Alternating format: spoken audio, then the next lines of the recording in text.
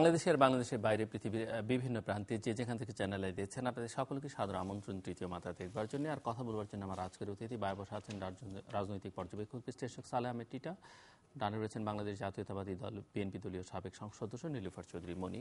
স্বাগত দুজনকে স্টুডিওতে। যে প্রশ্নটি দিয়ে আলোচনা শুরু করতে চাই, সালেহ আহমেদ টিটা, বা বেশ অনেকদিন পর, বেশ কয়েক মাস পরে বাংলাদেশ জাতীয়তাবাদী দল এবং তার মিত্রদেরকে বেশ উজ্জীবিত মনে হচ্ছে, এবং অন্যদিকে সরকারকেও খানিকটা অস্থির মনে হচ্ছে এই কারণে যে তাদের ক্রিয়াকর্ম যেটি বলছে যে দেশের যে পরিস্থিতি ছিল তাতে যে ধরনের অ্যাকশানে তারা গেলেন বা যে ধরনের রিয়াকশান তারা ব্যক্ত করলেন সেটি আসলে প্রয়োজন ছিল না বলে অনেকে মনে করেন, এবং তাদের কথাবার্তা একটু অনেকের একটু মানে কথার সঙ্গে কাজের কোনো মিল খুঁজে পাওয়া যাচ্ছে না। সব মিলিয়ে এই যে পরিস্থিতিটা তৈরি হলো, কারণ কি বলে মনে হয় আপনার কাছে? ধন্যবাদ। এবং সেটি হঠাৎ করেই হয়েছে, কিন্তু খুব একটা যে বিএনপি 5 তারিখ এটিও বোধহয় 1-2 সপ্তাহ আগ থেকেই মোটামুটি একটু জানান দেওয়ার চেষ্টা করছিল যে তারা কিছু একটা করবার চেষ্টা করবেন। এর আগ থেকে কিন্তু তারা মোটামুটিভাবে সমঝোতা, একটা সহনশীল অবস্থা, সবকিছু মেনে নিয়ে একটা আলোচনা, একটা অনুনয় বিনয়ের মধ্য দিয়ে যাচ্ছিলেন, কিন্তু হঠাৎ করে তারাও বেশ। ধন্যবাদ আপনাকে। বছরের শুরুতে যেই আলোচনা নিয়ে আলোচনা করতে পারতাম, অত্যন্ত দুঃখিত, অত্যন্ত ব্যথিত চিত্তে চ্যানেলের অগণিত দর্শক শ্রোতা যারা দেশ এবং বিদেশে আছেন সকলকে শুভেচ্ছা জানিয়ে শুরু করছি যে বছরের শুরুতে এই আলোচনাটা আমার কাছে সুখপ্রদ হয়নি। আমি ভালো মনে আলোচনাটা শুরু করতে পারলাম না। যে এই যে একটা অবস্থার সৃষ্টি হলো, আমরা বছরটা শেষ করেছি হরতাল দিয়ে, বছরটা শুরু করেছি হরতাল দিয়ে, যেটা বাংলাদেশের ইতিহাসে আর কখনো হয়নি। শেষ দিন হরতাল, শুরু হরতাল, বছরের প্রথম সপ্তাহ এখন পর্যন্ত কর্মহীন, এবং সামনে কি হবে স্টিল আনসার্টেন। অথচ 3রা জানুয়ারি ফ্রান্সের প্রেসিডেন্ট একটি বক্তৃতা দিয়েছেন। সে বক্তৃতায় উনি শুধু সংস্কার সংস্কার সংস্কার, ওনার সমস্ত বক্তৃতাই ছিল সংস্কার। উনি সমস্ত ফ্রান্সকে কিভাবে বদলে দিতে চান, কিভাবে পরিবর্তন করে ফ্রান্স যে 5th ইকোনমিক্যাল স্ট্রেংথ কান্ট্রি, এবং সেটাকে আরো উন্নত করার জন্য কি পজিটিভ স্টেপ নিতে হবে, সেই কথাগুলো এত ইলাবোরেটলি পড়েছেন। সেই কথা যদি পড়েন, আর আমার দেশের এই রাজনীতি এই অবস্থায় এনে ঠেকিয়েছে যে কি হবে কেউ জানি না। এই যে হঠাৎ করে একটা অস্থির অবস্থার সৃষ্টি হলো, যেটা 7 দিন আগেও কেউ বুঝতে পারে নাই এরকম হঠাৎ করে দেশটা এরকম উত্তপ্ত হয়ে যাবে কেন? একমাত্র কারণ, দেশে সুষ্ঠু গণতন্ত্র নেই, দেশে স্থিতিশীল অবস্থা নেই। দেশে যদি সুষ্ঠু গণতন্ত্র, দেশে একটি অ্যাকসেপ্টেবল পার্টিসিপেটরি ইলেকশনের অভাব, যার রেজাল্ট এই যে 1 বছর পরে এই যে আজকে হঠাৎ করে এটা মনে হলো, যত দিন যাবে তত এটা কনসেন্ট্রেট করবে, তত এটা হাইপার হবে, তত এবং দিন দিন এই রাজনীতিবিদদের হাতের নাগালের বাইরে চলে যাবে।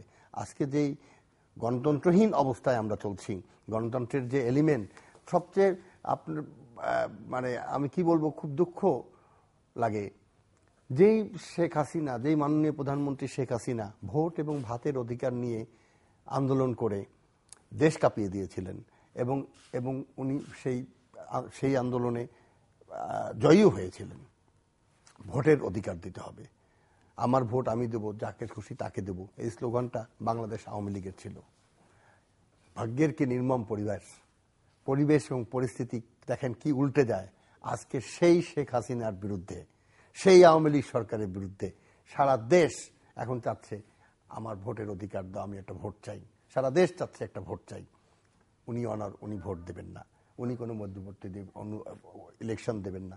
তো এই যে আপনি বললেন যে হঠাৎ করে এরকম উত্তপ্ত অবস্থা, এটা হঠাৎ করে না, এটা ঘনীভূত হতে ছিল, এটা ঘূর্ণিঝড়ের মতো, এটা প্রত্যাশিত ছিল। এটার বাস্টিংটা একটা স্কোপ হচ্ছিল, সেই স্কোপটা এখনো বাস্টিং হয়েছে। আমি কিন্তু এখনো বলি না, এটা মাত্র শুরু হলো। সো যে অবস্থাটা শুরু হয়েছে সেটি কি কন্টিনিউ করবে বলে মনে করেন?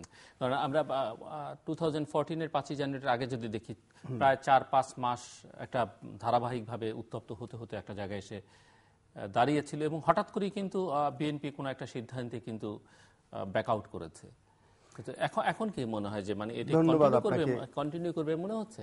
আপনি যেখানে গত 1 বছর ধরে আমরা গণমাধ্যমে এই অনুষ্ঠানেও বিএনপি সমালোচনা করছে, তারা শক্তিহীন, ক্রমশ ক্ষয়িষ্ণু হয়ে গেছে, তাদের মধ্যে সমন্বয় নেই, একজন আরেকজনকে বিশ্বাস করে না। অন্যদিক থেকে সরকারের চেষ্টা আছে বিএনপিকে একেবারেই মানসিকভাবে, শারীরিকভাবে, স্ট্রাকচারালি একেবারে দুর্বল করে ফেলা। তো সেই জায়গাটাতে এখন কি মনে হয় যে আপনার যে অবস্থাটা তৈরি হয়েছে, যেটিকে আপনি সূচনা বলছেন, আমি সূচনা বলছি, কিন্তু সেই সূচনাটা আপনি যেটা বললেন যে বিএনপি একটা ক্ষয়িষ্ণু দল ছিল, বাড়তে পারে না ধারণা, আলোচনাটা ছিল বিএনপি হঠাৎ করে আন্দোলনের পেজটা ছেড়ে দিয়েছিল, যেটা সেদিনকে বক্তৃতায় বেগম খালেদা জিয়া বলেছেন যে আমাদের আন্দোলনটা ছেড়ে দেওয়া ভুল ছিল। তাদের আলোচনা এসছে, পত্রপত্রিকা এসছে, এই যে আন্দোলনটা ছেড়ে দেওয়া ভুল ছিল, তারা সেই ভুলটা স্বীকার করছেন। শেখ হাসিনাও বলছেন তারা রাজনৈতিক ভুল সিদ্ধান্ত নিয়েছেন এবং ভুল সিদ্ধান্তের খেসারত তাদেরকে দিতে হবে। এই যে দেখেন, এই যে ভুল রাজনীতিতে একটা ভুল, মানে শেখ হাসিনা তো বলছেন বিএনপি রাজনৈতিক ভুল, বিএনপি দলের কোনো রাজনৈতিক ভুলের কথা আমি সেটাই তো বলছি। শেখ হাসিনা বলেছে বিএনপি রাজনৈতিক সিদ্ধান্ত নিতে ভুল করেছে, সেই ভুলের খেসারত জনগণ কেন দেবে, সে বিএনপি দেবে। এবং বিএনপিও নিজ মুখে স্বীকার করেছে যে আমরা সেই আন্দোলনটা ছেড়ে দেওয়া ভুল ছিল। কিন্তু শেখ হাসিনা বলছেন নির্বাচনে না আসা ভুল ছিল। নো, দি স্পেসিফিক, আমি কোট আনকোট আমি বলছি। আপনি মনে করেন যে আন্দোলনের কথা মিন করেছেন, যে আন্দোলন, হ্যাঁ, উনি আন্দোলনটাতে ছেড়ে, যেটা বললেন যে হঠাৎ করে আন্দোলনটা থেমে গেল, তো 5ই জানুয়ারি ইলেকশনের পরে হঠাৎ করে আন্দোলনটা থেমে গেল।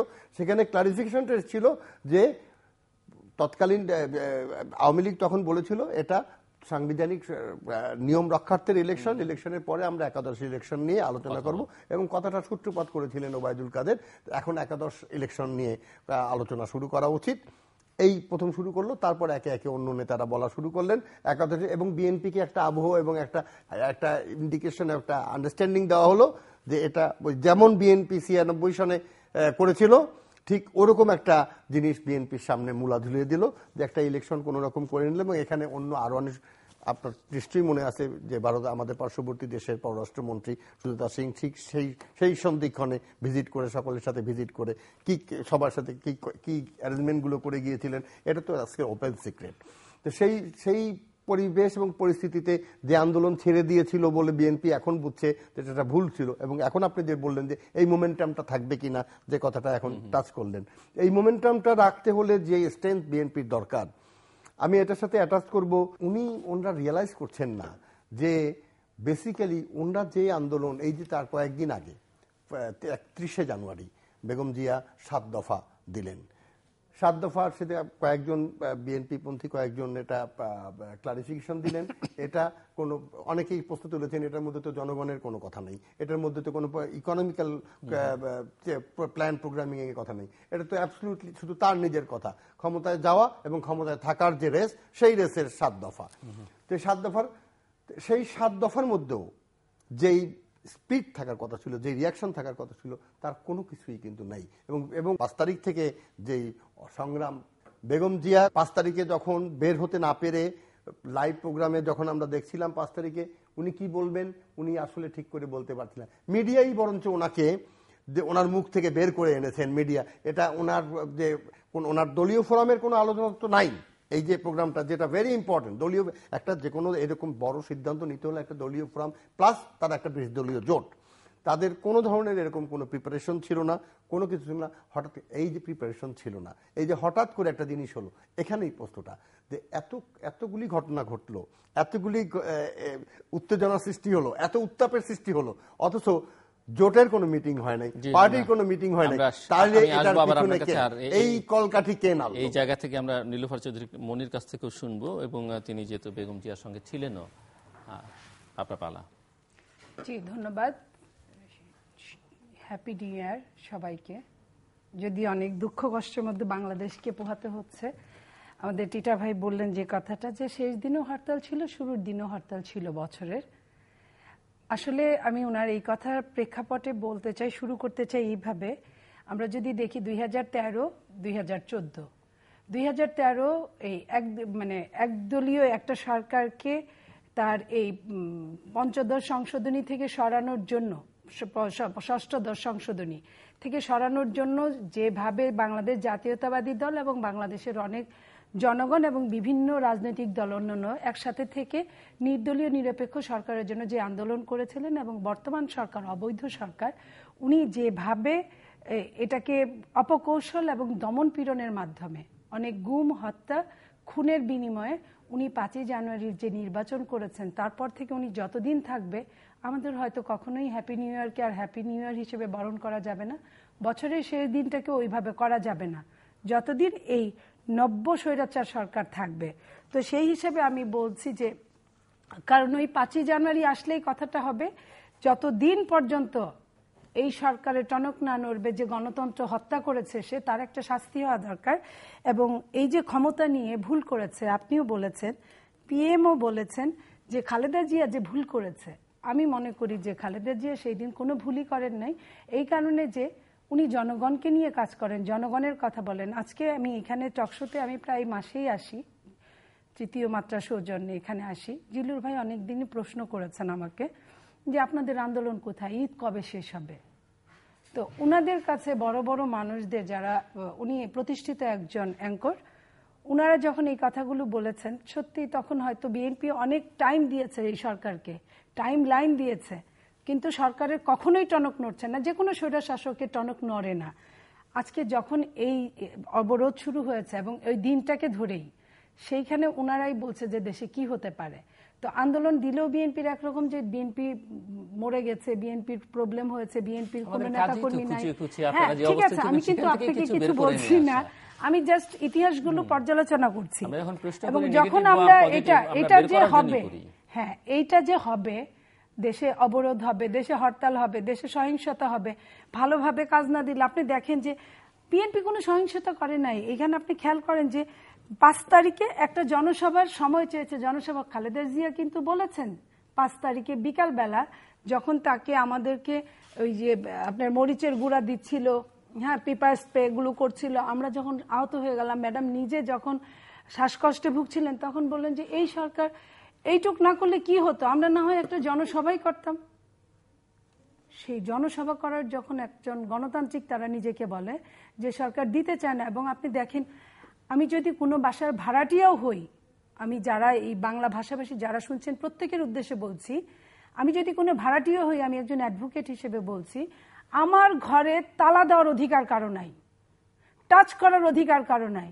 অথচ আপনারা দেখেন যে 3 বারের প্রধানমন্ত্রী, 2 বারের বিরোধী দলীয় নেত্রী, একজন চেয়ারপারসন যে নিয়ে ডাক দিলে লক্ষ লক্ষ লোক, যার মিটিংয়ে এমনিই লক্ষ লক্ষ লোক হাজির হয়, সেই নেত্রীকে তালা দিয়ে রেখেছে। কতগুলো তালা?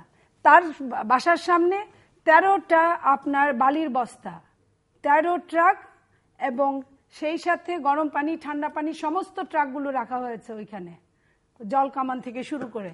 এতগুলো রাখার পরে যখন এই দেশের দায়িত্বশীল কোনো মন্ত্রী বলেন যে উনি মিথ্যা কথা বলেছেন, আমরা কোনো কিছু করিনি, তালা দেইনি, উনি উনার বাড়ির সংস্কারের কারণেই উনি এই বালির বস্তাগুলো নিয়ে এসছে, ট্রাকগুলো নিয়ে এসছে, এটা জাতির জন্য যে কত বড় লজ্জাস্কর। কারণ আমাদের বিজ্ঞান উন্নত হওয়ার জন্য, বিজ্ঞান উন্নত হয় আজকে কিন্তু আমরা অনেক কিছুই দেখতে পাই। সাংবাদিকরা তাদের টেলিভিশনে যে জিনিসগুলো দেখাচ্ছে, সেই টেলিভিশনের দেখানোর সাথে সেই টেলিভিশনেই তারা যখন সাক্ষাৎকারে বলছেন যে এটা উনি ওনার প্রয়োজনে নিয়ে আসছেন। এই জাতির কি করা উচিত? আমরা সভ্য গণতন্ত্রকে ফিরিয়ে আনার জন্য 1 বছর বলতে পারেন যে টাইম দেওয়া হয়েছিল বিভিন্ন ফ্রেমে। আপনি যে কথাটা বললেন, আর টাইম দিবেন না, এটা তো টাইম দেওয়ার কথাও না, উচিতও না। আমি মনে করি যে এটা তো আমার অধিকার, ভোট দেওয়া আমার অধিকার। একটা ভোটবিহীন সরকারকে কেন জনগণ মেনে নিবে? আপনি বললেন যে 7 দফা একটা নরমাল দফা, আমরা তো আমাদের ওই জায়গাতেই স্টে করে আছি। আপনি বলেছেন বডি ল্যাঙ্গুয়েজও ঠিক ছিল না। আমার কথা হলো 7 দফাটা কি ছিল? জাতির জীবনে 1 বছর তো কম সময় না, তো 1 বছর সময় দিলেন কেন? আমি সেটাই আসছি। 7 দফাও নেই। 7 দফার প্রথম দফাটা ছিল নির্বাচনের লক্ষ্যে অবিলম্বে আলোচনা শুরু করা এবং ঘোষণা হলেই সরকার ও সংসদের পদত্যাগ করা। এটা তো আমাদের প্রথম থেকে, যেদিন পঞ্চদশ সংশোধনী বাতিল হয়ে গেল সেদিন থেকেই কিন্তু দেশনেত্রী বেগম খালেদা জিয়া এটা করেছে। প্রথম দফা এটা না, এইটাই প্রথম দফা। প্রথম দফা আমি আপনাকে বলছি যে প্রথম দফা আছে তত্ত্বাবধায়ক সরকারের অধীনে এটাই তো, এই যে নির্দলীয়, আমি তো এটাই বলছি, নির্বাচনের লক্ষ্য, অবিলম্বে নির্বাচনের লক্ষ্যে, ঘটনা তো একই হলো, তো অবিলম্বে নির্বাচনের লক্ষ্যে। তারপরে আপনি দেখেন নিরপেক্ষ ব্যক্তিদের নিয়ে নির্বাচন কমিশন গঠন করা, সকল দলের সাথে আলোচনা করে, 2 নাম্বার ওইটা, সকল দলের সঙ্গে আলোচনা করে একটি নির্দলীয় সরকারের দায়িত্ব নিবে। আগে তো সরকার ভাঙবে, তারপরে তো আপনার কাউকে দায়িত্ব দিবে, দায়িত্ব দিয়ে তো ভাঙে না। তারপরে হলো 4 নাম্বার, বন্ধ গণমাধ্যম খুলে দিতে হবে। 5 নাম্বার, সকল দলের জন্য লেভেল প্লেইং ফিল্ড তৈরি করতে হবে। অবৈধ অস্ত্র উদ্ধারে অভিযান চালাতে হবে এবং সকল রাজবন্দীদের মুক্তি দিতে হবে। 7 নাম্বার, নির্বাচনকালে বিচারকী ক্ষমতা দিয়ে সেনাবাহিনী মোতায়েন করতে হবে। এটা তো আগেও ছিল, এই জিনিসগুলো আগেও ছিল, সেটাই খালেদা জিয়া তো নতুন করে তার ক্ষমতা লিপসার জন্য তো নতুন করে কোনো কিছু চাওয়া হয় না এইখানে। তো সেই জায়গায় আপনারা যদি বলেন যে উনি চান নাই, আর 1 বছর যেটা জিল্লুর ভাই বললেন, 1 বছর আমরা কখনোই, বিএনপি বাংলাদেশ জাতীয়তাবাদী দল একটা উদারনৈতিক দল, এখানে কখনোই তারা সহিংসতা ওইভাবে আশা করে না। হতে পারে আপনি বলতে পারেন ছাত্র দলে প্রবলেম আছে, যুব দলে, এটা দলে বড় দল থাকলে টুকটাক হয়, কিন্তু বিএনপি সবসময়, আপনি অনেক কালের সাক্ষী আমি বলবো, আপনি জানেন যে 11 সরকার যখন অফার দিয়েছিল, বেশ কিছু লিখিত অলিখিত জায়গায় সিগনেচার করেই কিন্তু যারা ক্ষমতায় আসছেন, ক্ষমতায় বসছেন, তাদের বসতে হয়েছে। তারা কিন্তু আপনার যখন আগে খালেদা জিয়ার কাছে গিয়েছিলেন, খালেদা জিয়া দেশের বিরোধী কোনো কিছুতে এগ্রি করে নাই বলেই কিন্তু আজকে সরকার ক্ষমতায় এসেছিলেন। এই দেশে কার আঙ্গুলি হেলনে সরকার গঠন হয়, এটা কিন্তু সচেতন মহল জানে, এবং সেই সচেতন মহল, আমরা ভুলে যাইনি সিকিমের কথা, সেই সচেতন মহল কিন্তু ইন দ্য মিন টাইম বলতে শুরু করেছে বর্তমান সরকারের প্রধানকে যে আরেকজন লেন্দুব দর্জি, যিনি কিনা লেন্দুব দর্জি শেষকালটা আমরা কি দেখেছি, আমরা দেখেছি যে লেন্দুব দর্জি শেষকালে ভারতের একটা হাসপাতালে নিঃসঙ্গ অবস্থায় মৃত্যুবরণ করেছে। আমি এটাও চাই না যে আমাদের লেন্দুব দর্জি সিকিমের সেই সময় সিকিমের রাষ্ট্রপ্রধান ছিলেন, যিনি গণতন্ত্রের কথায় ভুলিয়ে ভালিয়ে উনি গণতন্ত্রের কথা বলে এসে সমস্ত ক্ষমতা অন্য একটা দেশকে দিয়ে দিয়েছেন।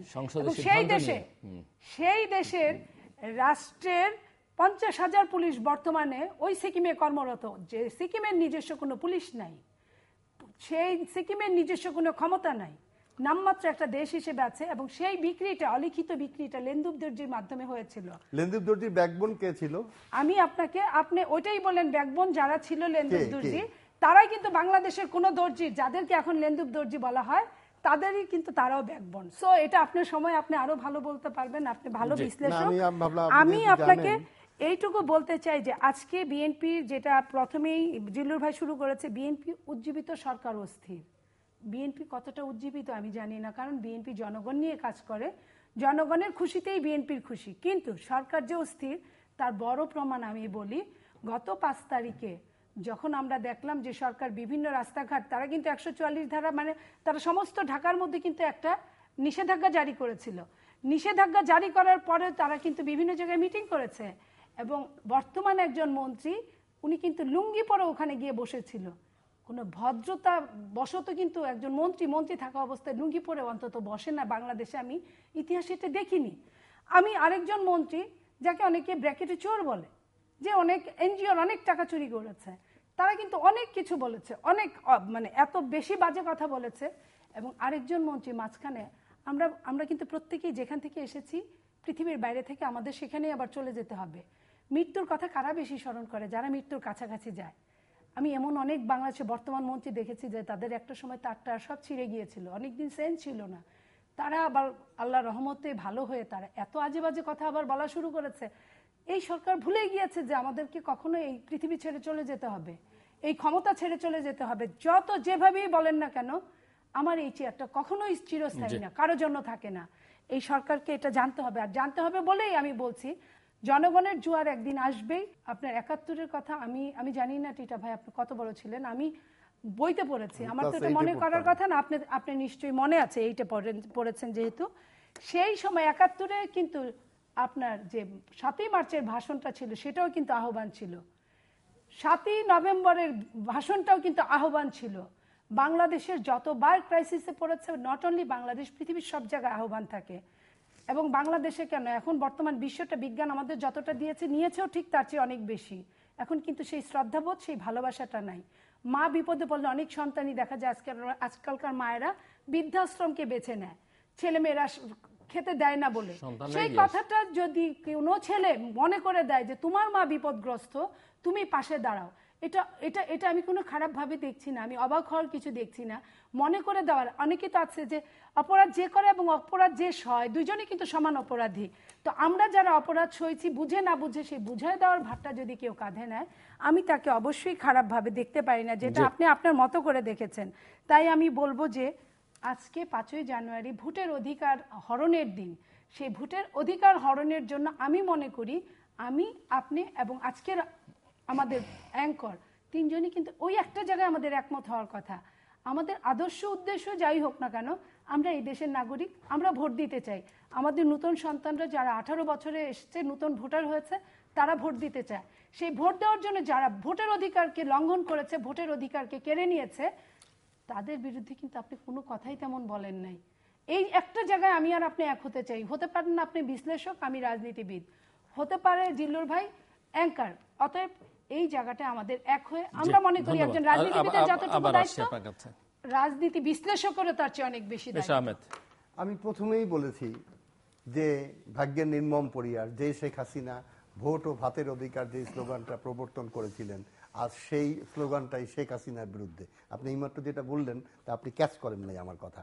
আমি সেটাই বলেছি যে ভোটের অধিকার যে শেখ হাসিনা চেয়েছিলেন, আমার ভোট আমি দেব, যাকে খুশি তাকে দেব, সেই দেশের জনগণই এখন একটা ভোট চাচ্ছে সেই শেখ হাসিনার কাছে, সেই মাননীয় প্রধানমন্ত্রী, বর্তমান প্রধানমন্ত্রীর কাছে একটা ভোট চাচ্ছে, একটা ইনক্লুসিভ ভোট চাচ্ছে। তো আপনি যেটা বললেন যে আমি তাদের সেটা বললেন তা না, আপনি ক্যাচ করেন নাই, 1 নম্বর।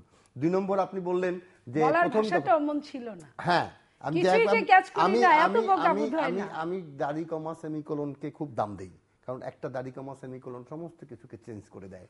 আপনি প্রথম দফা যেটা বলছেন যে প্রথম দফা, আপনি আপনার দলের নেত্রীর প্রথম দফা আপনি ঘুরিয়ে দিয়েছেন একটু। প্রথম দফাটার ওনার একদম কোট আনকোট জাতীয় নির্বাচন অবশ্যই নির্দলীয় নিরপেক্ষ সরকারের অধীনে হতে হবে। বেগম জিয়া নিশ্চয়ই জানেন নির্দলীয় নিরপেক্ষ সরকারের অধীনে হতে হলে আপনার সংবিধান সংশোধন করতে হবে। সংবিধান সংশোধন করতে হলে কোন ধরনের চাপ সৃষ্টি করতে হয়, আমি রাজনৈতিক প্রজ্ঞার কথা বলছি, আমি রাজনৈতিক রিয়েলিটির কথা বলছি। সংবিধান সংশোধন না করেও কিন্তু করবার উপায় আছে, যদি মিলে যায় সবাই, যে হ্যাঁ এটা আমরা করতে পারি। আছে। কিন্তু আমি কোন বাংলাদেশে, আপনি এতক্ষণ যেই আপনার অপোজিশনকে নিয়ে যেই কথাগুলি বললেন যে তারা মিথ্যাচার করছে, তারা যা করছে তার একটার মধ্যেও কোনো পজিটিভ গুণ আমি পাইনি। এই কথাটাই আমিও বলতে চেয়েছি যে যেমন আমার সরকারি দল তেমন আমার বিরোধী দল, আমার দেশের টোটাল রাজনৈতিক সিস্টেমটাই পথে গেছে। আমার বক্তব্যটা হচ্ছে এই এখন যে এখন একটা দিনের জন্যই অপেক্ষা করছি একটা গণবিস্ফোরণ। সেই গণবিস্ফোরণটা হবে কোনো দলের বিরুদ্ধে, মানে বিএনপি গণবিস্ফোরণ ঘটাবে আওয়ামী লীগকে সরানোর জন্য, আমি তেমন কোনো সম্ভাবনা দেখি না। আওয়ামী লীগ এমন কোনো কর্মকাণ্ড করবে বিএনপিকে ধূলিসাৎ করে দেবে, এমন কোনো সম্ভাবনা আমি দেখছি না, সেগুলো সম্ভব না। কিন্তু আমি একটা সম্ভাবনা আমি পরিষ্কার দেখছি, এই মিথ্যাচারের রাজনীতির জন্য, এই অপরাজনীতির জন্য, এই অদূরদর্শী রাজনীতির জন্য, যে আমি একই কথা হয়তো আমার বারবার বলা হয়ে যায়, একই কথা বারবার বলা হয়ে যায়, কিন্তু বাংলাদেশে যে রাজনীতির চর্চা শুরু হয়েছে, যেই মিথ্যাচার শুরু হয়েছে, যেই স্বার্থপরতার রাজনীতি শুরু হয়েছে, ব্যক্তিকেন্দ্রিক রাজনীতি শুরু হয়ে গেছে, কালো টাকার রাজনীতি শুরু হয়ে গেছে, এর থেকে মুক্তি পাওয়ার জন্য একটা গণবিস্ফোরণ অবশ্যম্ভাবী। এবং সেই গণবিস্ফোরণ যেদিন ঘটবে সেদিন কোনো বিএনপি আওয়ামী লীগ না, সেদিন এই সমস্ত রাজনৈতিক সিস্টেম বন্যার পানির মতো, বন্যার তোড়ে ভেসে যাবে এবং একটা নতুন সূর্যের উদয় হবে, একটা নতুন রাজনীতি বাংলাদেশ সৃষ্টি হবে। এবং সেই নতুন বাংলাদেশ, সেই নতুন রাজনীতির সন্ধিক্ষণে আমরা দাঁড়িয়েছি, এর যে বিশ্বাস আমার মনে যাওয়ার কারণ, আমি সারাক্ষণ মানুষের মধ্যে যত মানুষের সাথে কথা বলি, প্রত্যেকটা মানুষ বলে আমি আপনাকে বলি, বিএনপি এই যে 1 বছর, আপনি বললেন যে 1 বছর সময় দিয়েছেন আপনি আওয়ামী লীগকে, 1 বছর সময় দিয়েছেন, শেষ উঠতে হবে। আপনি কি আশা করেন কোন দল এটা কি আশা করার জিনিস? এটা আপনার কর্ম দিয়ে আপনি মানুষের সাথে মেশার জন্য, মানুষের সাথে একাত্মতা হওয়ার জন্য, মানুষকে উজ্জীবিত করার জন্য আপনি যেই সমস্ত কথাবার্তা এবং কর্মকাণ্ড দেওয়ার কথা ছিল তার একটা কর্মকাণ্ড বিএনপির মধ্য থেকে পাওয়া যায় নাই, এক্সেপ্ট দি লাস্ট ওয়ান, যে যদি তেল এবং গ্যাসের দাম বাড়ানো হয় আমরা লাগাতার আন্দোলন দিব, এই একটা প্রপোজাল। কিন্তু সেটাও এটা কিন্তু বলেছে, আমি বললাম, আমি তো সেটা বলছি, এই একটা কথা সে বলেছে, সেটাও স্ববিরোধী, সেটাও স্ববিরোধী। সেটাও বিএনপি যখন ক্ষমতায় ছিল তখন সে কারোর কোনো তোয়াক্কা করে নাই। কিন্তু তেল এবং গ্যাসের দাম এটা বাড়ানো যে আমাদের অর্থনৈতিক যে বর্তমান পরিবেশ এবং পরিস্থিতি সেটার সাথে সামঞ্জস্য রেখে কোন সরকারের পক্ষেই এই ভর্তুকি দিয়ে, যেটা আপনি বলতে পারতেন আপনার আন্দোলন হওয়া উচিত ছিল এই তেল গ্যাস এবং বিদ্যুতের যে চুরি, যে দুর্নীতি, এটার জন্য স্পেসিফিক প্রোগ্রাম দিয়ে স্পেসিফিক ব্যারিকেড সৃষ্টি করা, সেটা ছিল রাজনীতি। যে এই এত টাকা দুর্নীতি হচ্ছে, এটা সাবসিডাইজ করলে পরে এত টাকা হয় স্পেসিফিক।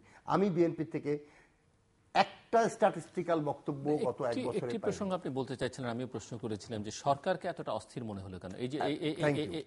এই যে বেগম জিয়াকে অবরুদ্ধ করে রাখা হলো, গোটা জাতি দেখলো, কিন্তু রাষ্ট্রের সর্বোচ্চ পর্যায় থেকে শুরু করে সব মহল থেকে বলা হলো যে না, উনি অবরুদ্ধ নন। কেউ কেউ একটু বলবার চেষ্টা করলেন ওনাকে নিরাপত্তা দেয়া হচ্ছে। তো এটি কি ধরনের নিরাপত্তা? তারপরে ওনার ভবনে তালা লাগিয়ে দিল পুলিশ, পুলিশ বলছে যে না, আমরা তালা লাগাইনি। এই যে আমি ওই কথাটাই বলতেছিলাম, এই যে মিথ্যাচার, যখন একটা রাষ্ট্র মিথ্যায়, হযরত আলী রাদিয়াল্লাহু তাআলা বলে গেছিলেন একটি দেশ ধ্বংসের দ্বার প্রান্তে, আমি দেশ বলি না, আমি বলি আমাদের রাজনৈতিক সিস্টেম, কারণ আমাদের দেশের সমস্ত কিছু পজিটিভ, সমস্ত কিছু পজিটিভলি এগিয়ে যাচ্ছে, শুধু রাজনীতি। রিসেন্টলি আপনি জানেন যে একটা সেমিনারে যে আমাদের সমস্ত অগ্রগতির সাথে সামঞ্জস্য রেখে আমাদের রাজনীতি শুধু সামঞ্জস্য রেখে এগোতে পারছে না। আমাদের রাজনীতিটা এমন রাজনীতিবিদদের হাতে চলেছে যারা নিজেদেরকে কাস্টমাইজ করতেই পারছেন না পাবলিক ডিমান্ডের সাথে, কান্ট্রি ডিমান্ডের সাথে, ইকোনমিক প্রোগ্রেসের সাথে। বর্তমান পৃথিবী পরিচালিত হচ্ছে ইকোনমিক পলিটিক্সের উপরে। বর্তমান এই যে ইকোনমিক পলিটিক্স, এই ইকোনমিক পলিটিক্সটা কি বর্তমান রাজনীতিবিদরা এটাকে হৃদয়ঙ্গম করতেই পারছেন না। তারা শুধু মিথ্যাচার দিতে বেশিক্ষণ টেকা দেয় না। আপনি কিছু জিনিস হয়তো ঠ্যাক দিতে পারবেন, কিন্তু যখন পড়ে যাবেন ওই বালির বাঁধের মতো, তখন আপনি মুখ থুবড়ে পড়বেন। মুখ থুবড়ে শুধু আপনি পড়বেন না, সবাইকে নিয়ে পড়বেন, আমরাও সাফার করব। আপনি যে কথাটা বলতেছিলেন, কেন সে অস্থির? 31 তারিখ বেগম খালেদা জিয়া 7টি দফা দিলেন। সে 7টি দফার মধ্যে কোনো অ্যারোগেন্ট, কোনো ভায়োলেন্স, কোনো রকম কিছু ছিল না। যে দাবিগুলো ছিল এগুলো পলিটিক্যাল দাবি ছিল। একটা পলিটিক্যাল পার্টি উনি যাই হোক, উনি যে 7টা দাবি প্রেজেন্ট করেছিলেন এটা উনি করতেই পারেন। ওনার যে ভাবনাই হোক না কোনো, সেটা কতটুকু বাস্তব কতটুকু অবাস্তব এটা তাদের ব্যাপার, এবং সেগুলোর মধ্যে অনেক অবাস্তব ছিল। ওই দাবিগুলো মানার জন্য যেই প্রেশার ক্রিয়েট করার মতো ক্যাপাসিটি একটা দলের থাকতে হয়, যেই পাবলিক ইন্টেগ্রিটি থাকতে হয়, পলিটিক্যাল পার্টি এবং পাবলিকের মধ্যে যে সাধারণ জনগণের মধ্যে যে ইন্টেগ্রিটি থাকতে হয়, যে মোবিলিটি থাকতে হয়, তার কোনো কিছুই নেই। না কোনো নেতা, না কোনো নেত্রী, না কোনো কর্মী, কারোর সাথে নেই। সমস্ত তৃণমূল নেতা কর্মীরা হতাশ হয়ে আছে। তারা এখন কাউকে ফোনেও পায় না।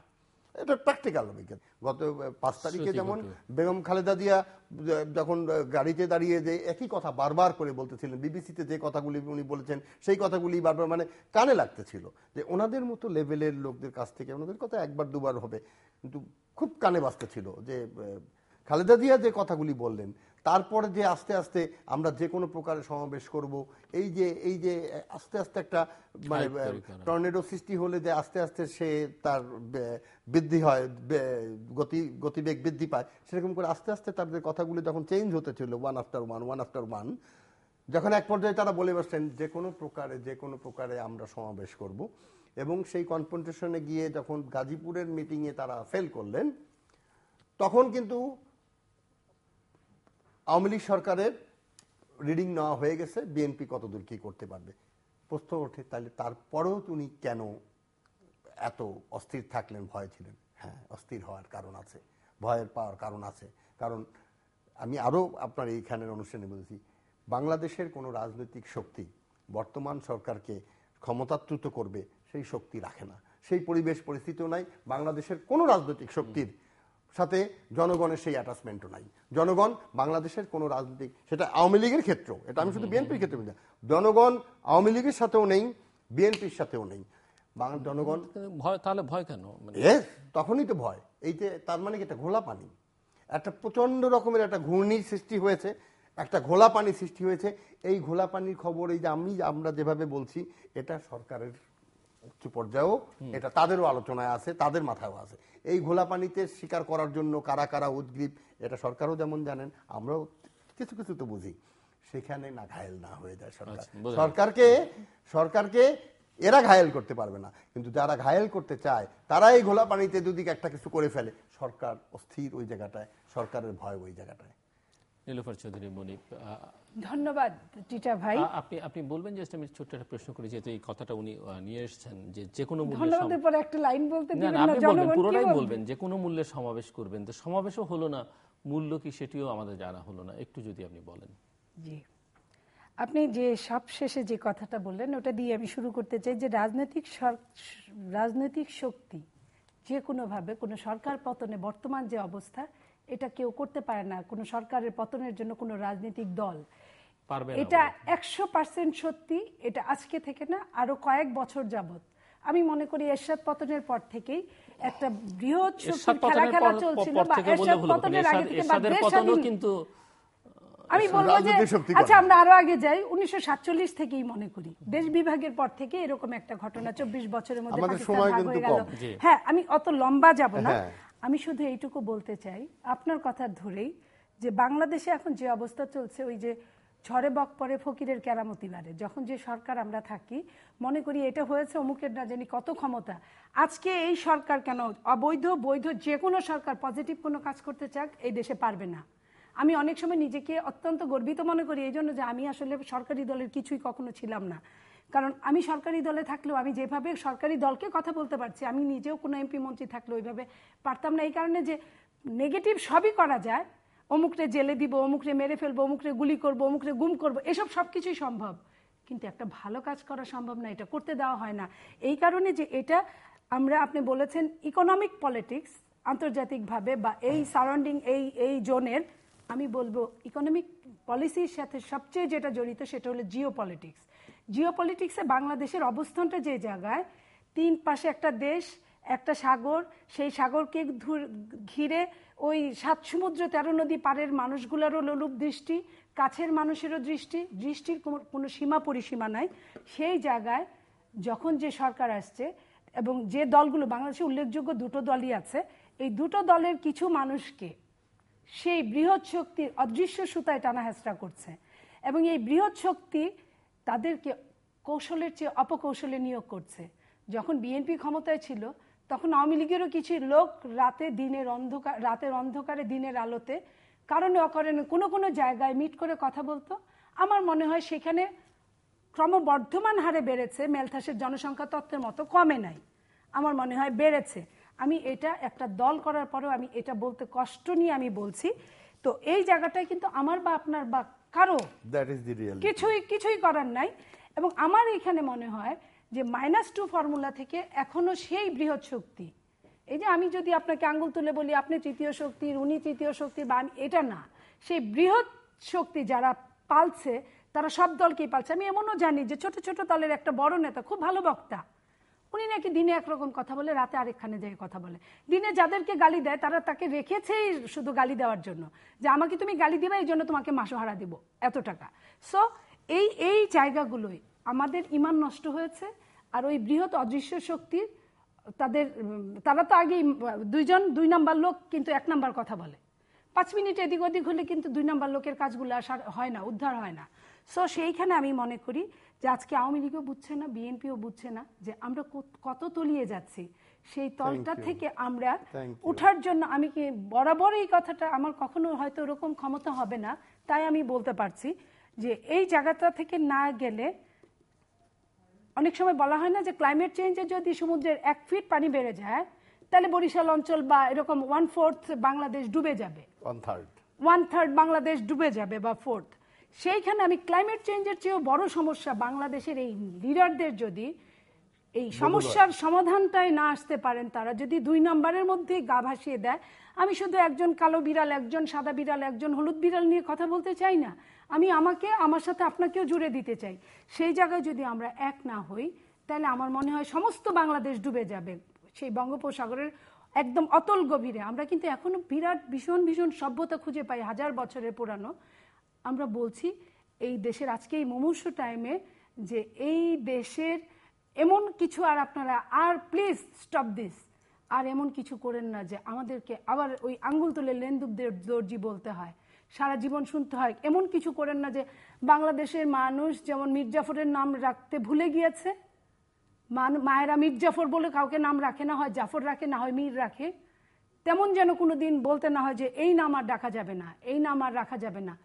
আর যাই করেন আপনারা বৃহৎ শক্তির কাছে দেশটাকে আপনারা নিজেদের স্বার্থের জন্য, শুধু ক্ষমতার জন্য, শুধু ওই চেয়ারটার জন্য এইভাবে দেশটাকে বিক্রি করে দিয়েন না। সেটা করার জন্য যদি আমি মনে করি যে আমার মৃত্যুর বিনিময়ে যে একটা আপনি বললেন নতুন বাংলাদেশ, কিভাবে হবে? স্বপ্ন দেখে কি নতুন বাংলাদেশ হয়? নতুন বাংলাদেশের জন্য ফাইট দিতে হয়। স্বপ্ন হচ্ছে, এটা হলো অ্যাডভান্স একটা জিনিস। স্বপ্ন কবি দেখার পরে বিজ্ঞান সেটাকে আবিষ্কার করে, সেই আবিষ্কারের পরে কিন্তু অনেক কাঠখড় পোড়াতে হয়। সেই কাঠখড় পোড়ানোর জন্য আপনি টিটাও নাই, আমরা ধরেন আমরা ব্যর্থ, আপনারা কি করবেন? আপনারা জনবিস্ফোরণ বলছেন।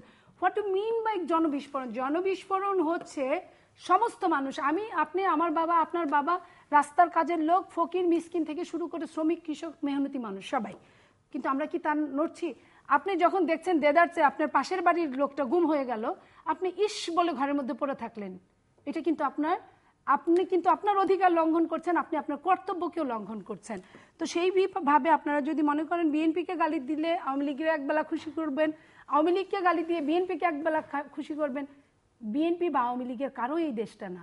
5 তারিখের পরে দেশনেত্রী বেগম খালেদা জিয়া অসুস্থ হয়ে ওই অন্ধকার জায়গায় বলা চলে, কারণ একটা অফিসে যখন একজন মানুষের, একজন প্রধানমন্ত্রী কয়েকবারের, তাকে যখন অফিসে থাকতে হয়, রাত যাপন করতে হয়, এবং সেইখানে স্প্রে খাওয়ার পরে তার 70 বছরের একজন মানুষকে, নেতাকে যখন আপনারা এত ভয় পেয়ে, এতগুলো বালির বস্তার তো দরকার নাই, একটা ট্রাকও দরকার নাই, পুলিশ যদি 50টা সামনে থাকে তাও তো যাবে না, কারণ উনি গণতন্ত্রের প্রতি শ্রদ্ধাশীল। সেক্ষেত্রে সরকারের দিক থেকে প্রশ্ন অনেকে তুলছেন যে তাহলে উনি যদি 1/11 পর ওই নির্যাতনের কারণে দেশে না আসতে পারেন, অসুস্থ, তাহলে উনি কিভাবে এরকম ঘুরে ঘুরে বিভিন্ন অনুষ্ঠানে বক্তৃতা দিচ্ছেন? উনি কিভাবে বিভিন্ন দেশে যাচ্ছেন? যে মানুষটা দেশে আসতে পারছে না, সে যে দেশের মঙ্গল চাইতে পারবে না এমন কিন্তু কোনো কথা নাই।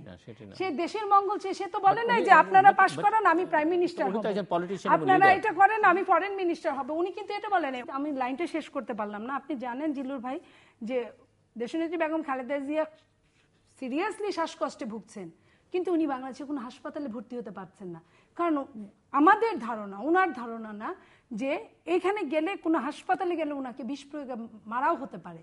এই দেশের সবকিছু সমস্ত অসম্ভব সম্ভাবনার দেশ, এটা সম্ভব সম্ভাবনার দেশ না, অসম্ভব সম্ভাবনার দেশ।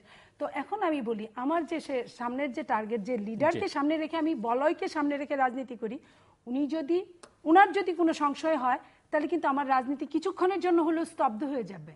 সেটা এই ক্রাইসিস মোমেন্টে কিন্তু আমরা সেটা চাই না। আমি জানি না আপনাকে আমি ঠিকভাবে বোঝাতে পারলাম কিনা। ঠিক একই অবস্থায় তারেক জিয়া তো এমন না যে খালেদা জিয়া ভোটের রাজনীতিতে, ভোটকে সামনে আনলে খালেদা জিয়া ইলেকশনে পাশ করলে তারেক জিয়া প্রধানমন্ত্রী হবে, এমন তো না। প্রধানমন্ত্রীকে যদি কেউ, জনগণ যদি ভোট দেয় বিএনপিকে, খালেদা জিয়া প্রধানমন্ত্রী হবে। আমাদের নেত্রী আগে খালেদা জিয়া, তারপরে তারেক রহমান যখন দেশে আসবে, দেশের হাল ধরবে, জনগণ চাইলে উনি বাংলাদেশের ভবিষ্যৎ হবে, না চাইলে হবে না। কিন্তু সে তো ওইটা বলে নেই, সে ওখান থেকে আমি যদি মনে করি আমি পারতেছি না জিলুর ভাই, আমি উঠে বসতে পারতেছি না, আমি হুইল চেয়ারে এসে আপনার টকশো আপনি যদি আমাকে সুযোগ দেন এসে করতে পারি, তো সেই হিসাবে উনি ওখান থেকে বসে যেটুকু পারছেন করছেন। সে আমরা কিন্তু এটা নিয়ে কিন্তু আমার এখানে আমি দেখেছি হুইল চেয়ারে আপনার অনেকেই করেছে, তো সেই সুযোগটা আপনি দিয়েছেন। এই সরকার তো সেই সুযোগটা তাকে দিবে না। এই সরকার যখন তাকে জেলখানার বদ্ধ কুঠিরিতে রাখবেন, তো ওই কথাটাও বলতে পারবেন না। আমার হাতে আর বেশি সময় নেই, আমি কি আপনাকে দিয়ে শেষ করব? মানে ওনাকে দিয়ে শেষ করে আমি একটু শেষে একটা কথা বলতে চাই। সো কি দেখছেন আগামী দিনগুলো, আপনি যদি ধন্যবাদ 2 মিনিট সময় বলেন। জি ধন্যবাদ আপনাকে। আমরা মূলত রাজনৈতিক পরিস্থিতির উপরে কনসেন্ট্রেট করি। আমি ওই জায়গাটাই আমার পয়েন্ট অফ ইন্টারেস্ট, ওই জায়গাটাই যে বাংলাদেশের সামনে আবার একটি সুযোগ এসেছে, আবার একটি উত্তাপ হয়েছে, উত্তাপের সৃষ্টি হয়েছে। পৃথিবীর যে কোনো চেঞ্জ হতে হলে হিট দরকার হয়। এ নিয়ে আপনি সেই বিগ ব্যাং, ইউ আন্ডারস্ট্যান্ড, পৃথিবী সৃষ্টিত হয়েছিল, হিট হয়েছিল। হিট, এতদিন দেশটা ঠান্ডা ছিল, হিট হয়েছে। Heat the iron when it is heated. তো এই হিটটা আমি চাই না যে রাজনৈতিক সিস্টেম বাংলাদেশে এক্সিস্ট করছে, যেই যেমন ওনার এতক্ষণের কথায় যে কথাটা উঠে আসলো যে আওয়ামী লীগ ছাড়া দল বিএনপি আছে, আবার ওনার কথায় আরেকটা কথা উঠে আসলো, যদি তার মানে আওয়ামী লীগের যদি পতন হয় তাহলে বিএনপি পাওয়ারে আসবে, বিএনপি যদি পাওয়ার আসে তাহলে বেগম খালেদা জিয়াই প্রধানমন্ত্রী হবেন অথবা তারেক জিয়া প্রধানমন্ত্রী হবেন। আমি খুব খুশি হতাম এবং আমার সমস্ত দুঃখ কষ্ট মিটে যেত যদি ওনার মুখ থেকে আমি পেতাম যে তারেক জিয়ার কিছু হলে আরো 5 জন স্ট্যান্ড বাই আছে আমার দলে। এটা যদি আমি আওয়ামী লীগের কাছ থেকেও পেতাম যে শেখ হাসিনার কিছু হলে আমার 5 জন 7 জন স্ট্যান্ড বাই আছে। না, ওনারা না থাকলে কি ওনাতে কত দাঁড়াবে না, একটা প্রসেসের মধ্যে দিয়ে 5 জন না থাকলে 10 জন হবেই। এমন তো না কোন দুটো দলই কোনো কিছু থেমে থাকবে না, হবে আসবে, হবে আসবে। কিন্তু আমাদের এই রাজনৈতিক যারা এই দলে পার্টিজান হয়ে গিয়েছেন, যারা পার্টিজান হয়ে গেছেন, তারা এমন একটা টানেলের মধ্যে ঢুকে গিয়েছেন যে টানেলের একদিনের একটা এক্সপেরিয়েন্স বলি আমি, যে সংসদ যখন চলে তখন সংসদে থাকা আমার একটা অভ্যেসে দাঁড়িয়ে গিয়েছে। আমি ম্যাক্সিমাম ডেতেই সংসদে থাকি। একদিন মাননীয় এক সাংসদ এসে দাঁড়িয়ে স্পিকারকে বললেন, তার উনি যখন ফ্লোর পেলেন, যে আমি বুঝি না মাননীয় স্পিকার, আমরা যখন সংসদ লবিতে থাকি তখন আমরা সবাই যেভাবে যেই কথাগুলো বলি, এই ফ্লোরের মধ্যে আসলে আমাদের সবার যখন ওই গালাগালি এবং ওই রিজিমটা চলছিল আমরা এইরকম হয়ে যাই কেন? তেমনি ভাবে আমাদের এই দুই রাজনৈতিক দলের এদের মুখে যেই বুলি, যেই কথা, যেই অ্যাপ্রোচ, যেই বডি ল্যাঙ্গুয়েজ, এরা কেন যেন ওই রাজনীতির বাইরে আসতে পারে। জনগণ কি যেতে চায়, জনগণের ভাষা কি, অনেকগুলি টিভি চ্যানেলে অনেকগুলি মানুষের রিয়াকশন, পাবলিক রিয়াকশন, জনতার চোখ, জনতার কথা ইত্যাদি ইত্যাদি, সারাক্ষণই তো মানুষের রিয়াকশনগুলি পাচ্ছেন। তার যেহেতু তারা রাজনীতি করেন, আমি বিশ্বাস করি তারা জনগণের সাথে আরো বেশি সম্পৃক্ত, তো জনগণের পারসেপশন তো তারা জানেন। সেই পারসেপশন জেনেও তারা কেন বলেন না যে বাংলাদেশে আজকে কোন রাজনীতি দরকার? বাংলাদেশের রাজনীতি যে আজকে পরিবর্তনের সময় এসে গেছে, সেই পরিবর্তনের জন্য যে একটা নতুন ধারার রাজনীতিকে হয় আপনারা প্লেস করেন, তা নইলে এটা এমন একটা রাজনীতি এসে যাবে, সেই রাজনীতিতে আপনারা ভেসে যাবেন। সেই রাজনীতিটা ভালো হবে কি খারাপ হবে সেটা প্রেডিক্ট করা খুবই কঠিন। আমি আশা করব, আমি কায়ে মনোবাক্যে প্রার্থনা করব, সেই রাজনীতি যেন দেশের স্বার্থে হয়, সেই রাজনীতি যেন বাংলাদেশকে এগিয়ে নিয়ে যায় বাংলাদেশের কাঙ্ক্ষিত পথে।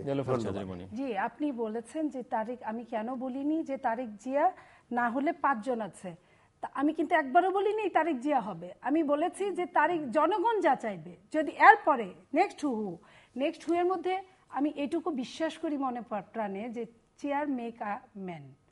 তো যেহেতু চেয়ার মেক এ ম্যান, ওইখানে না যেয়ে পর্যন্ত বড় বড় ডায়লগ করে এই দেশে কোনো লাভ হবে না, তাহলে অঙ্কুরেই বিনষ্ট হতে হয়। কৌশল মানুষের থাকা ভালো, কিন্তু অপকৌশল ভালো না। আর হিটের কথা বলেছেন, আমি আপনার সাথে একমত। হিট যদি ঠান্ডা হয়ে যায় তাহলে আর ওই হিটে কোনো কাজে লাগে না। হিট থাকতে থাকতে আমরাও চাই যে হিট থাকলে 16 কোটি মানুষের, আমিও যদি আমার মৃত্যুর বিনিময়ে যদি গণতন্ত্র পুনরুদ্ধার হয় আমি সেটাও মেনে নিতে পারি। হিট থাকতে থাকতে যদি আয়রনটাকে শক্ত সোজা করে যদি আয়রনের মতো আবার কঠিন আয়রন বানানোর জন্য যদি তৈরি করতে পারে, এই দেশের প্রত্যেকটা জনগণের দরকার।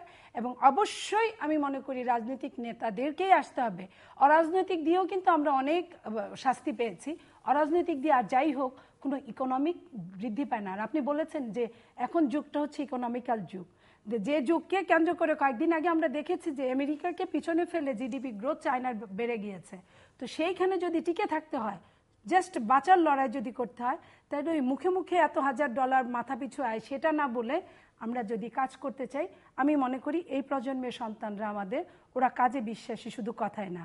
তো অনেকটা এইটুকু মনে করি যে রাত যত গভীর হোক ভোর ততই সমাগত, ভোর আসবেই। এবং আমরা যদি না পারি, আমাদের সন্তানরা কেউ এই দেশের সেই যারা প্রথম সারির যারা ছিলেন, যারা শহীদ প্রেসিডেন্ট জিয়াউর রহমান, ভাসানী, হ্যাঁ আমার সিরিয়াল আমি জ্যেষ্ঠতার ভিত্তিতে বলছি না, শেখ মুজিবুর রহমান, অথবা আপনার কি বলে শেরে বাংলা একে ফজলুল হক, অথবা উসমানী, তাদের মতো আমরা অবশ্যই আমাদের সন্তানদেরকে পাবো এবং তারা অবশ্যই গর্জে উঠবে, এটা আমি বিশ্বাস করি। এবং সেটা খুব বেশি দিন দূরে হবে না। আমি মনে করি যে যত রকম সমস্যাই করুক, আমরা দেখেছি 75-এ এরকম সমস্যা হতে হতে নিজ দলের মধ্যে যে কামড়াকামড়িটা শুরু হয়েছিল, এখনো কিন্তু নিজ দলের যদি আমরাও যদি ফেল করি, তারাই কিন্তু যথেষ্ট। অনুষ্ঠানের একটা কথা দিয়ে একটা কথা আপনি 10 সেকেন্ডে বলেন। 10 সেকেন্ডও লাগবে না। তবে আমি যে রাজনীতির কথা বলেছি, বাংলাদেশের রাজনীতি আবর্তিত হবে বাংলাদেশের স্বাধীনতা বিশ্বাসী হয়ে, বাংলাদেশের স্বাধীনতা যুদ্ধের চেতনায় উদ্বুদ্ধ হবে, সপক্ষে হবে না, সপক্ষের শক্তি না, চেতনায় উদ্বুদ্ধ হয়ে। এটা আমি আপনার কথা মানলাম। বাংলাদেশের স্বাধীনতা যুদ্ধের চেতনায় উদ্বুদ্ধ রাজনৈতিক দল এবং সেই দর্শক আমরা শেষ প্রান্তে তৃতীয়মাত্র সম্পর্কে আপনি লিখতে পারেন ডাকে, ইমেল, SMS এর মাধ্যমে, ইন্টারনেট, আমাদের অফিসিয়াল ওয়েবসাইট অথবা সোশ্যাল নেটওয়ার্কে যেসব পেজ রয়েছে সেই সব পেজে আপনারা আপনাদের মতামত রাখতে পারেন। আর আপনাদের মতামত নিয়ে আমাদের অনুষ্ঠান তৃতীয় মাত্রায় আপনি দেখতে পাবেন প্রতি বৃহস্পতিবার এবং শুক্রবার বাংলাদেশ আমরা দুটোই, বুধবার দুপুর 11:30 এবং শুক্রবার দুপুর 1:05 দেখবার আমন্ত্রণ রইল। নীলুফার চৌধুরী মনি এবং সারা আহমেদ টিটা, অসংখ্য ধন্যবাদ আপনাদের দুজনকেই। দর্শক মণ্ডলীর একটা উত্তপ্ত পরিস্থিতি তৈরি হয়েছে এবং আমার দুপাশের দু অতিথি এই উত্তাপ থেকে একটা সম্ভাবনা দেখছেন এবং সম্ভাবনা ওই জায়গায় যেটি নীলুফার চৌধুরী মনি নিজে বিএনপি রাজনীতির সঙ্গে যুক্ত একজন আইন প্রণেতা ছিলেন, তিনি মনে করছেন যে এই কাদাছড়ি পারস্পরিক রেষারেষি বিদ্বেষ আওয়ামী লীগ বিএনপি উভয় পক্ষকে একটা তারা কেউই উপলব্ধি করতে পারছেন না যে তারা কাদায় তলিয়ে যাচ্ছেন এবং এটি যথার্থ তিনি বলেছেন। অন্যদিকে এই সুযোগে অন্য আরেকটি রাজনৈতিক শক্তির অভ্যুদয় হতে পারে বলে সালেহ আহমেদ এটা মনে করেন এবং সেই রাজনৈতিক শক্তির অভ্যুদয় হলে এই দুই শক্তির কেউই হয়তো তখন আর কোনো স্পেস পাবেন না রাজনীতিতে। তবে অবস্থা দৃষ্টি যেটি মনে হচ্ছে, তিনি যে রাজনৈতিক শক্তির অভ্যুদয়ের সম্ভাবনা দেখছেন, যদি সেরকম কোনো শক্তির অভ্যুদয় হয় সেটি একটি ইতিবাচক ধারার শক্তি হবে এবং সেই শক্তি নিশ্চয়ই অন্য কোনো অপর পক্ষ বা অপর কোনো রাজনৈতিক শক্তিকে নিঃশেষিত হতে কোনো প্রয়াস চালাবে না, যেটি আমরা এই দুটো প্রধান রাজনৈতিক দলের মধ্যে লক্ষ্য করি।